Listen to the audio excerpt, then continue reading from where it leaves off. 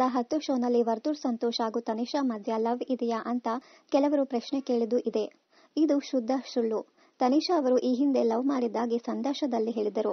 ತನಿಷಾ ಕುಪ್ಪಂಡ ಅವರು 1.5 ವರ್ಷಗಳ ಕಾಲ ಸ್ನೇಹದಲ್ಲಿದ್ದು 6 ವರ್ಷ ರಿಲೇಶನ್ಶಿಪ್ನಲ್ಲಿದ್ದರಂತೆ. ತನಿಷಾ ಕುಪ್ಪಂಡ ಅವರು ಕನ್ನಡ ಚಿತ್ರರಂಗದಲ್ಲಿ ನಟನಾಗಿ ಗುರುತಿಸಿಕೊಂಡಿದ್ದವರನ್ನ ಪ್ರೀತಿ ಮಾಡಿದ್ದರು. ಆದರೆ ಅವರು ಅಷ್ಟಾಗಿ ಹೆಸರು ಮಾಡಿರಲಿಲ್ಲ. ಇವರಿಬ್ಬರ ನಡುವೆ ಒಳ್ಳೆಯ ಬಾಂಧವ್ಯ ಇತ್ತು. ಅಂದು ಕಳೆದ ಕ್ಷಣಗಳು ಚೆನ್ನಾಗಿತ್ತು ಎಂದು ತನಿಷಾ ಅವರು ಸಂದರ್ಶನವೊಂದರಲ್ಲಿ ಹೇಳಿದ್ದಾರೆ. ಚಿತ್ರರಂಗದಲ್ಲಿಯೇ ಹುಡುಗ ಇದ್ದಿದ್ದರಿಂದ ನನ್ನ ಅರ್ಥ ಮಾಡಿಕೊಳ್ಳುತ್ತಾರೆ ಅಂತ ತನಿಷಾ ಅಂದುಕೊಂಡಿದ್ದರ. ಆದರೆ ಆಮೇಲೆ ರಿವರ್ಸ್ ಆಯ್ತು. ತನಿಷಾ ಕುಪ್ಪಂಡ ಅವರು ಸೀರಿಯಸ್ ಲವ್ ನಲ್ಲಿದ್ದರು. ಮದುವೆಯಾಗಿ ಮಕ್ಕಳು ಪಡೆಯಬೇಕು ಎಂದು ಕೂಡ ಅವರು ಅಂದುಕೊಂಡಿದ್ದರಂತೆ.